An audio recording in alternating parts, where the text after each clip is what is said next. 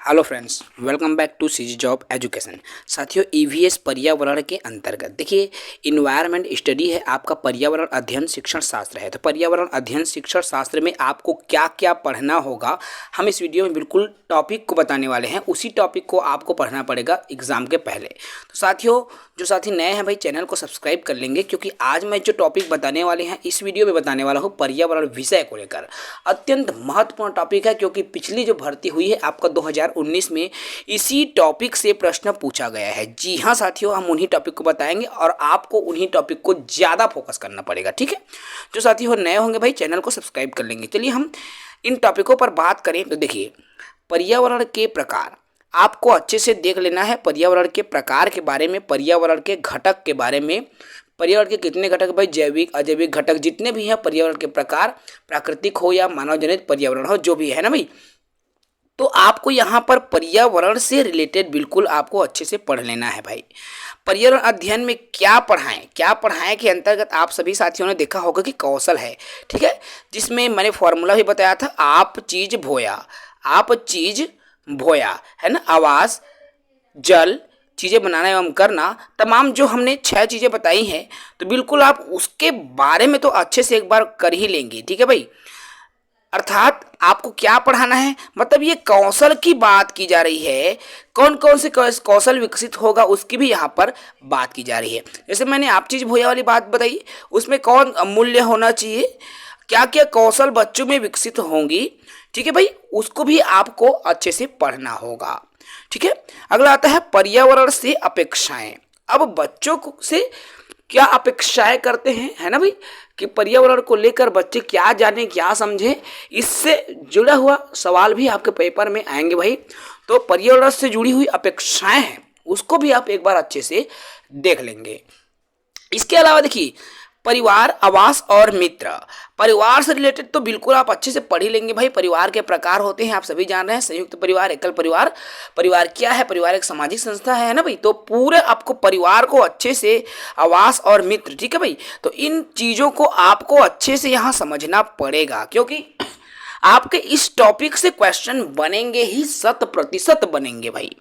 ठीक है, इसके अलावा आपको क्या पढ़ना पड़ेगा, तो देख सकते हैं यहाँ पर आपको मानव से संबंधित, ठीक है भाई, मानव शरीर से संबंधित, चाहे हम रोगों की बात करें या कुछ भी चीजों की यहाँ पर बात करें, तो मानव शरीर से संबंधित जितनी भी इंफॉर्मेशन है आपको इस वाले यूनिट को तो अच्छे से देखना पड़ेगा, क्योंकि आपके मानव शरीर से जुड़ा हुआ 2 से 4 क्वेश्चंस आपको देखने को मिलेंगे शिक्षक भर्ती पर्यावरण में। ठीक है भाई, रोग से संबंधित जानकारी आपको देख लेना है, विटामिन से संबंधित जानकारी आपको देख लेना है।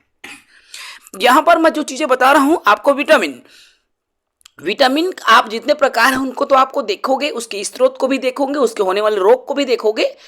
इसके अलावा साथियों, विटामिन की परिभाषा, विटामिन है क्या चीज, किसको विटामिन बोलते हैं, इसको भी आपको अच्छे से एक बार देखना पड़ेगा। ठीक है भाई, उसके बाद में हमारा आता है खाद्य जाल और खाद्य श्रृंखला।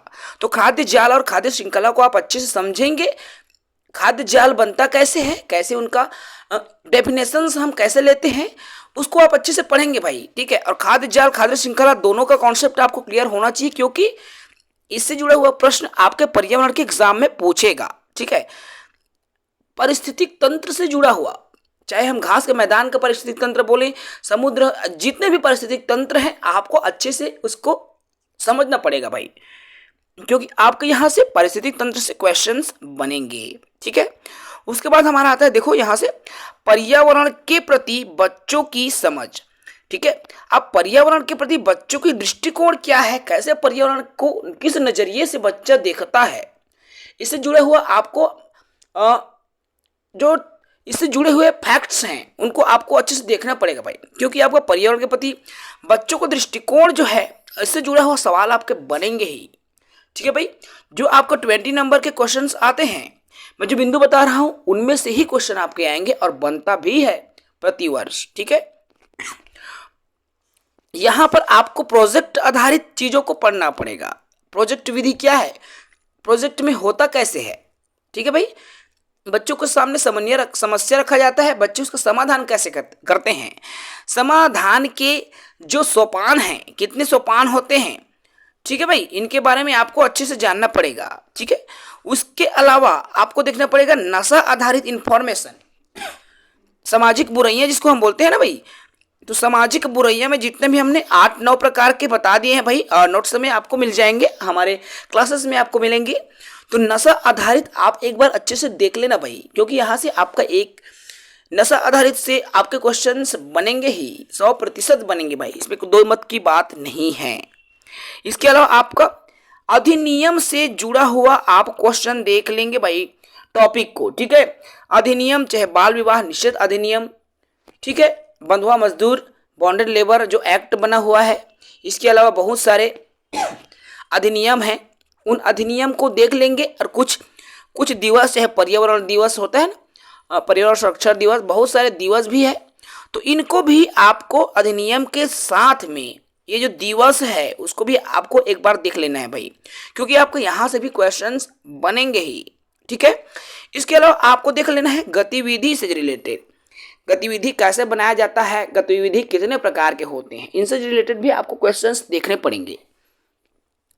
तो साथियों, ये तो रहा पर्यावरण के अत्यंत महत्वपूर्ण टॉपिक, महत्वपूर्ण वो बिंदुएं जिससे क्वेश्चंस पिछली बार दैट मीन्स 2019 में प्रश्न बना है भाई। आप अच्छे से तैयारी करेंगे, क्योंकि 2019 में इन्हीं टॉपिकों में से आपका प्रश्न बना है, और निसंदेह इस बार भी इन्हीं टॉपिकों में से आपके क्वेश्चंस देखने को मिलेंगे। तो बिल्कुल आपके पर्यावरण अध्ययन में से एक भी नंबर का छूटना नहीं चाहिए। आप बिल्कुल इन बिंदुओं, इन टॉपिक्स को एक बार और अच्छे से एनालिसिस करके जाएंगे पेपर हॉल में। ठीक है, अच्छे से इसको आप रट लेंगे भाई। ठीक है, जिन साथियों को अभी तक हमारा चैनल जिन्होंने सब्सक्राइब नहीं किया भाई, वो जरूर सब्सक्राइब करेंगे, क्योंकि आप सभी के लिए बिल्कुल हम निःशुल्क वीडियो लाते रहते हैं। हमारा उद्देश्य है कि हम आपके लिए निरंतर ऐसे ही निःशुल्क वीडियो साझा करते रहें। जय हिंद, वंदे मातरम।